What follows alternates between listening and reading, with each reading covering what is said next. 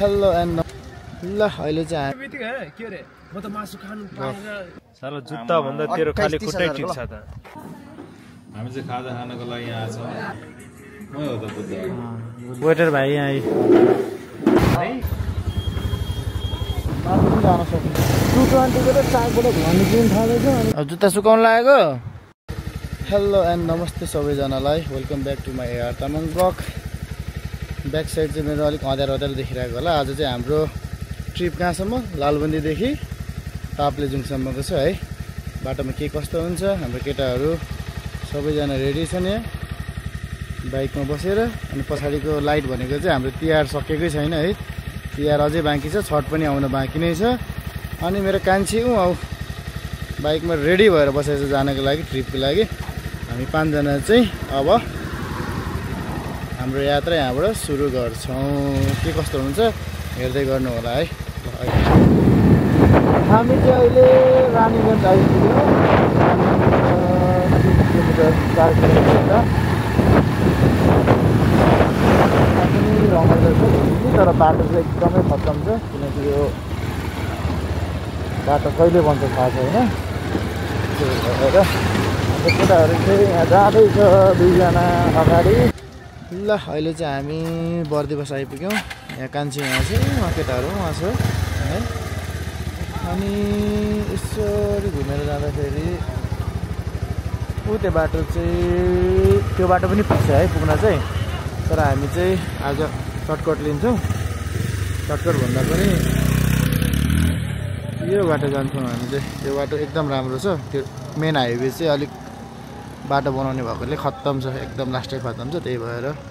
हामी चाहिँ भिमान हुँदै जान्छौँ अब एकछिनमा चाहिँ हामी भिमान पुग्छौँ तर भिमानभन्दा यतैबाट हाम्रो गन्तव्य पुग्नेछ भिमानबाट सिधै गयो भने चाहिँ काठमाडौँतिर लागेको छ धुपीजन हुँदै परेको हुँदै अर्को हाइवे यतापट्टि चाहिँ हामी लाग्छौँ मदन भण्डारी हाइवे भनेर अँध्यारो नै छ गाडी आज बिहान भएकोले होला त्यति साह्रो गाडी चाहिँ हिँडेको छैन है त्यही भएर बाइक हान्न एकदम सजिलै भइरहेको छ तर मौसम चाहिँ चिसो छ है यतातिर आउनु यो चाहिँ राम्रो पुल हातहरू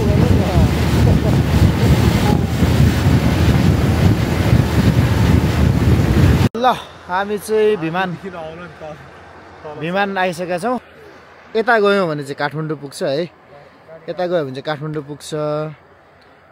यतातिर गयो भने चाहिँ अब धरान चतरा है कटारी गाईघाट चतरा धरान यो बाटो चाहिँ हामी चाहिँ यो बाटो लाग्छौँ है के हुन्छ बाटोमा देखाइदिए गर्छौँ तर अहिलेको लागि चाहिँ केटाहरूको बाइकमा तेल छैन तेल हाल्नको लागि चाहिँ हामी वहीँ जान्छौँ फेरि भिमानतिर 2 किलोमिटर उता जान्छौँ तेल हाल्छौँ अनि फेरि ब्याक भएर यही बाटो लाग्छौँ है के हुन्छ अपडेट गर्दै गर्छु म भयो हैन घरमा पुग्ने बित्तिकै हैन के रे म त मासु खानु पाएर के रे उयो रे यसरी मासु खानु मन लागि तल भइसक्यो भनेर चाबी खोलेर ढोका खोलेर एक पिस मासु खाएर नि सुत्न आएको पाङ्ग्रै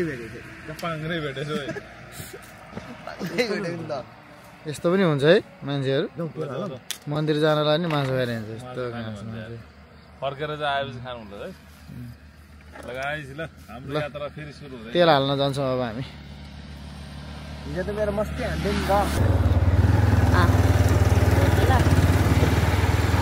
नि ल हामी पेट्रोल हालेर यस्तो कस्तो दामी घाम देखेको है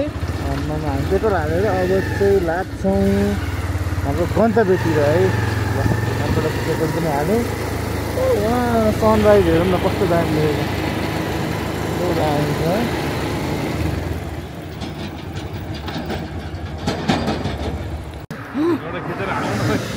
करण यहाँबाट करण तैँले जुत्ता कतिमा लिएको यो धेरै होइन 170 युरोको साला जुत्ता भन्दा तेरो खाली खुट्टै ठिक छ त योबाट खिच्नु त छेउबाट यहाँ आउनु ल थर्मल खिच्नु हो कि हेलो गाइज ताउन बाबा एउटा यो यो यो यो फटा लालबन्दीको सबभन्दा फटा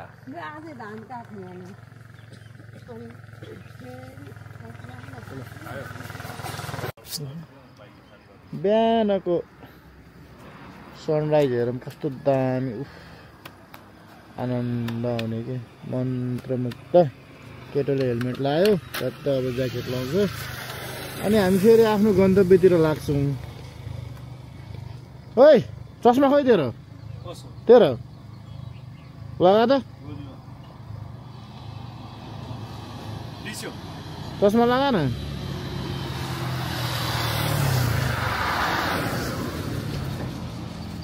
बास पुसेको हेर्न बास ए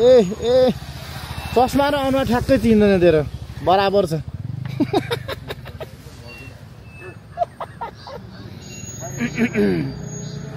यस्तो दामी छ ल के छ कसको हामीलाई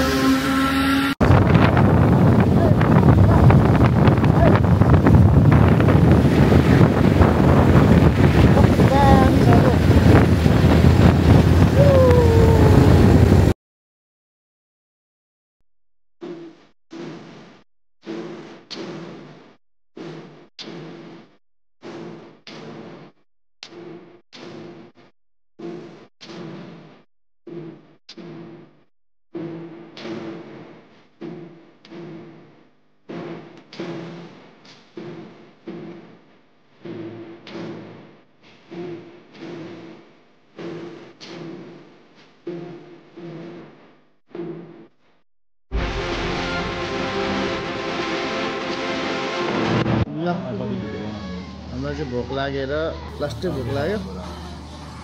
हिजो पनि केही खाँदैन हिजो पनि केटाहरूले दारू खाएर बसिरहेको थियो अलिअलि मैले पनि केही खाँदैन अलिअलि चखना खाएर बसेको थियो त्यही भएर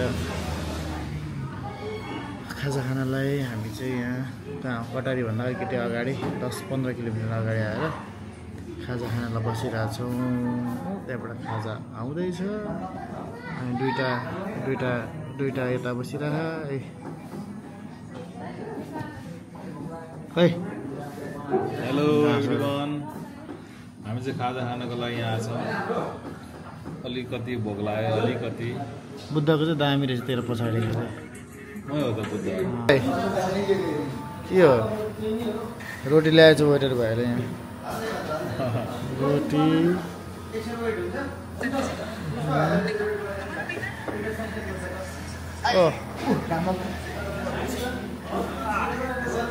केटा ल सुरु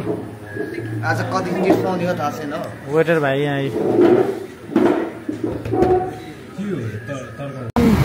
हिँड्न लाग्ने चपरा बजार कटेपछि धरान छिर्ने बाटो चाहिँ एकदमै खत्तम छ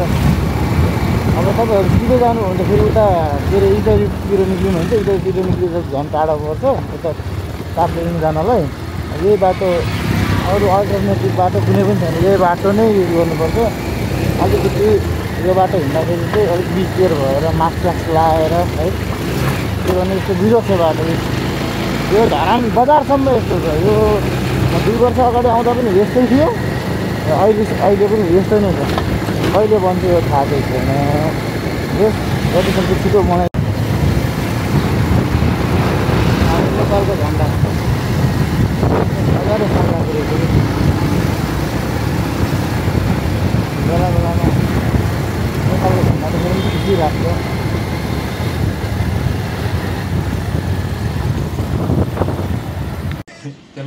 अहिले चाहिँ हामी के अरे धरानबाट थोरै माथि आइसकेका छौँ डाँडा चढ्न लागेको अब धनकुट्टा हुँदै जान्छौँ कि यता बाटो त हामीलाई पनि थाहा छैन सोध्दै बुझ्दै गइरहेको छौँ है तर खाना खानालाई एक ठाउँमा बसेको धरानभन्दा थोरै माथि 2-3 किलोमिटर माथि तर एकदम दामी भ्यू रहेछ तपाईँहरूलाई म भ्यू देखाउँछु है कस्तो छ भ्यू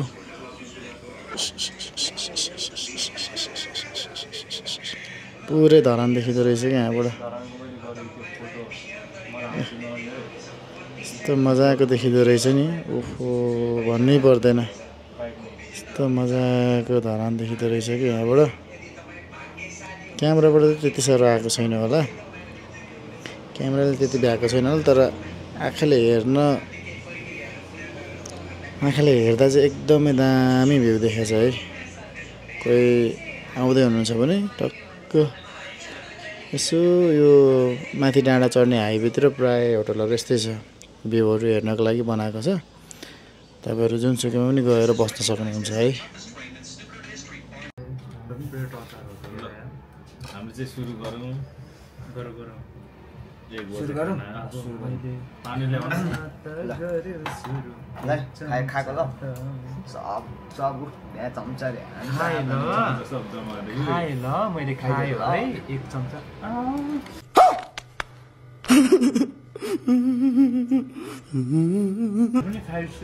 हजुरहरु नि खाइसक्यो है धेरै हेरेर नबसी मात्र ब्लग भोकले रना भयो लगभग हामी भेडेटार पुग्न लाग्यो अब खाना खायो मस्त दामी बनाउनु भएको दाइले खाना पनि दाइले एउटा कहानी पनि सुनाउनु भएको दाइ पनि यही टाइममा जानुभएको यो भन्दा अगाडि साल मुद्दा फेरि त बाप फुर्र उठ्यो भन्नुभएको हामी पनि ट्राई गर्छौँ साह्रो धरानको थियो घाम नलागेको चाहिँ पुरै हुस्यो लागेको मस्त तर मौसम चाहिँ धेरै चिल छ माथि चाहिँ कतिको तातो चिसो त्यो चाहिँ हेरौँ माथिको चाहिँ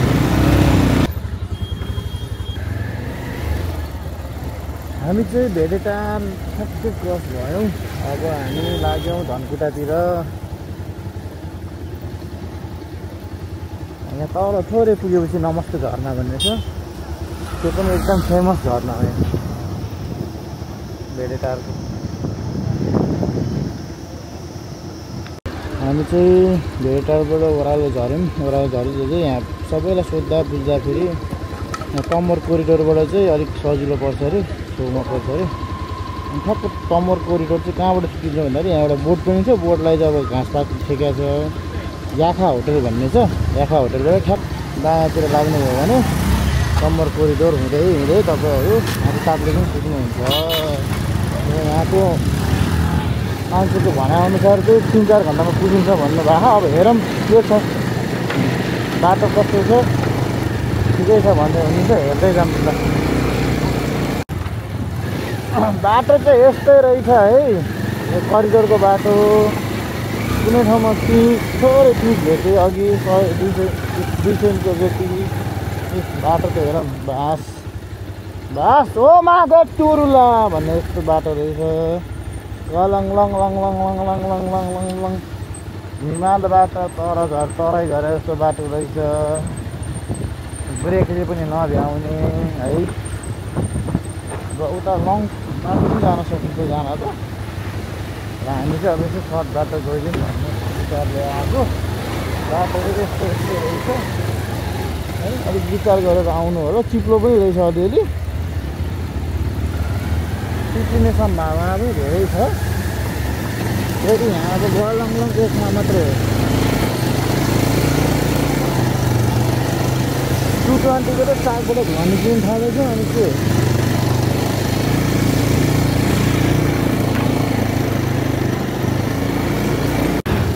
फेरि हालिदिँदै राम्रो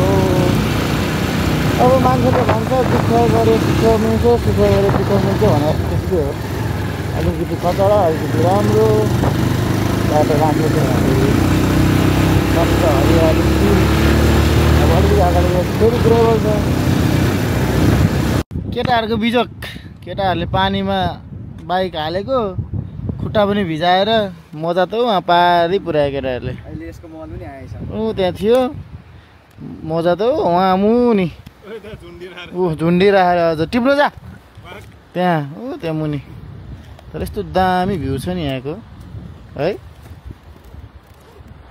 खोला उहाँ कलल्लो बगिरह यहीँ कालिया डन मस्त अब जुत्ता सुकाउनु लागेको खुट्टा फेरि ऊ होला नि काँटीले त्यस्तो चाहिँ केटाहरू तर जे होस्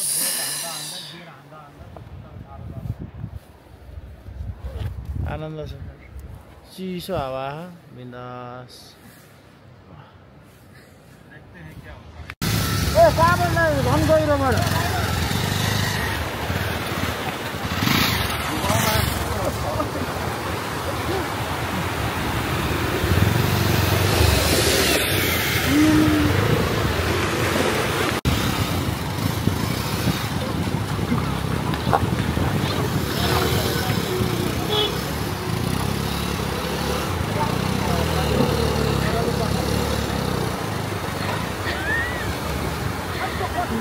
गर्नु